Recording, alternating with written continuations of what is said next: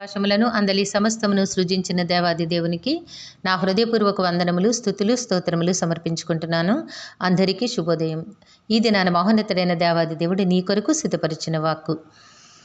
యోనా దీన్ని చూచి బహు దుఃఖాక్రాంతుడై కోపగించుకొని, యెహోవా, నేను నా దేశమందుండగా ఇట్లు జరుగునని నేను అనుకుంటుని కదా, అందువలననే నీవు కటాక్షమును, జాలియును, బహుశాంతమును, అత్యంత కృపయుగల దేవుడవైండి పశ్చాత్తాపపడి కీడు చేయక మానుదువని నేను తెలుసుకొని దానికి ముందుగానే తర్షీషునకు పారిపోతిని.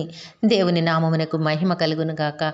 ఈ మాటలు యోనా గ్రంథము 4వ అధ్యాయము మొదటి 2 వచనములలో వ్రాయబడి ఉన్నవండి. ప్రియమైన నేస్తమా, నీ దేవుని యొక్క గుణగణములను గూర్చి యోనా గారు చెప్తున్న మాట ఏమిటో చూడు. ఇక్కడ బహు దుఃఖాక్రాంతుడైపోయాడట, చింతాక్రాంతుడైపోయి ఈ మాటలు పలుకుతూ ఉన్నాడట. ఎందుకు చింతాక్రాంతుడయ్యాడటే, 3వ అధ్యాయము చివరి మాటలో చెప్పినట్లుగా తనకి నినివే పట్టణస్థులకు చేస్తానని చెప్పిన కీడు దేవుడు చేయక మానెను గనక ఈయనకు బాధ వచ్చిందట. అంటున్నాడు, నీవు ఇట్లాంటి దేవుడివని నాకు తెలుసయ్యా, ఎందుకంటే నీవు కటాక్షమును, జాలియు, బహుశాంతమును, అత్యంత కృపయు గల దేవుడివై ఉండి నీవే పశ్చాత్తాపడిపోతావు, చేస్తానన్న కీడుని చేయవు, చేస్తానన్న హానిని చేయవు, వారికి ఎట్లాగైనా మేలే చేస్తావని నాకు తెలుసు, అందుకే నేను తర్షీష్కు వెళ్ళిపోయాను అని చెప్తూ ఉన్నాడు. దేవుని దగ్గర బాధతో చెప్తున్నాడట. అంతేకాదు, నేనిక బ్రతుకుట కంటే చచ్చుట మేలు, యెహోవా నన్నిక బ్రతకనీయక చంపుమని యెహోవాకు మనవి చేశాను. చూసారా, అంటే దేవుని యొక్క గుణగణములు ఎరిగినవాడు, దేవునితో ప్రేమ వాత్సల్యతలు అనుభవిస్తున్నవాడు గనక, సరే దేవుడు మేలు చేశారుగా, యోనాకి ఎందుకు బాధ కలగాలి, నన్నెందుకు ఇలా పంపించావు అనా? దేవుడు తన సంకల్పములో, నేస్తమా, నీకు ఒక పనిని దేవుడు అనుగ్రహించారు. ఆ పని నువ్వు చేయాల్సిందే. దేవుడు చెప్పారు, వెళ్ళు నువ్వు ప్రకటన చెయ్యి అన్నారు. వెళ్ళు ప్రకటన చెయ్యి, వెళ్ళు, వాళ్ళ కష్టంలో ఉన్నారు, నువ్వు వారిని వాదార్చు, వారికి నువ్వు చేయగలిగిన సాయం చెయ్యి, చెప్పగలిగిన మంచి మాటలు చెప్పు. ఆ భయంకరమైన ఆ క్రైసిస్ నుంచి, ఆ బాధ, చింతలో నుంచి, ప్రమాదంలో నుంచి వారు బయటకు రావడానికి నీ వంతు ప్రయత్నము నువ్వు చెయ్యి అని దేవుడు నిన్ను ప్రోత్సహించినప్పుడు నువ్వు వెళ్ళాల్సిందే. వెళ్ళి నీ వంతు ప్రయత్నం నువ్వు చెయ్యాలి. ఎందుకంటే వారు కష్టంలో ఉన్నారు కాబట్టి, వారు నష్టంలో ఉన్నారు కాబట్టి దేవుడు నిన్ను పంపిస్తూ ఉన్నారు. నువ్వు వెళ్ళడం నీ పని. అంతేగాని నేను వెళ్ళనని నీవు బిగుసుకుని కూర్చుంటే అది దైవచిత్తము కాదు, అది దేవునికి ఇష్టమైన గుణము కాదు. దేవుడు ప్రేమామయుడై ఉన్నారు. అదే యోనా గారు ఇక్కడ చెప్తూ ఉన్నారు. నువ్వు ఇంత ప్రేమ, ఇంత కరుణ, ఇంత జాలి, ఇంత దయ కలిగిన దేవుడు అని తెలుసు. వాడు పశ్చాత్తాపడి ప్రార్థన చేస్తే చాలు, నువ్వు మైనంలా కరిగిపోతావు, ఓ క్యాండిల్లా కరిగిపోతావు. నీ గుణం నాకు తెలియదేంటి, చిచి నేను ఇక బ్రతకకూడదు. అరే, ఎందుకు ప్రకటన చేయమన్నాడు దేవుడు?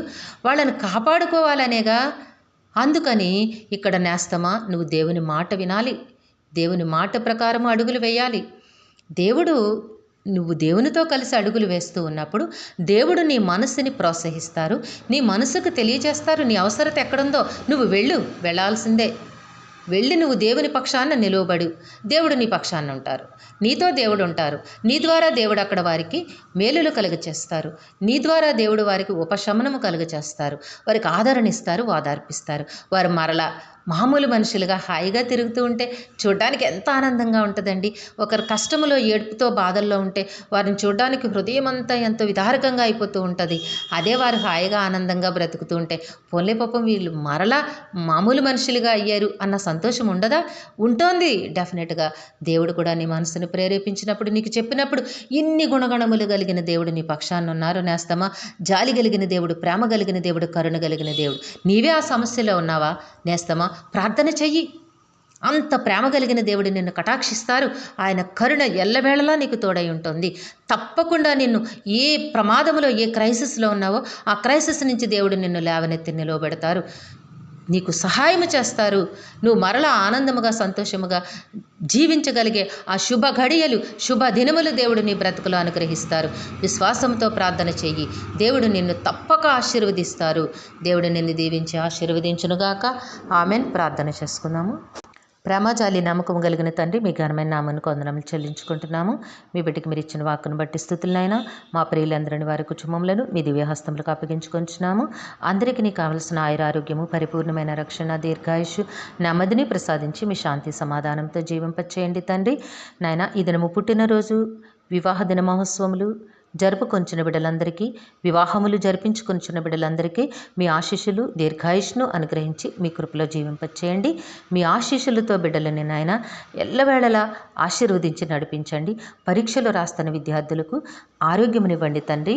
జ్ఞాపక శక్తిని ప్రసాదించి ప్రతి ప్రశ్నకు సరైన సమాధానం ఇన్ టైంలో రాసి ఉన్నతమైన విజయములు పొందుకునే కృపను, వాత్సల్యతను బిడ్డలకు అనుగ్రహించమని, మా ప్రియులందరి కుటుంబంలో మీ శాంతి సమాధానమును, నెమ్మదిని అనుగ్రహించమని వేడుకుంటూ ఉన్నాము.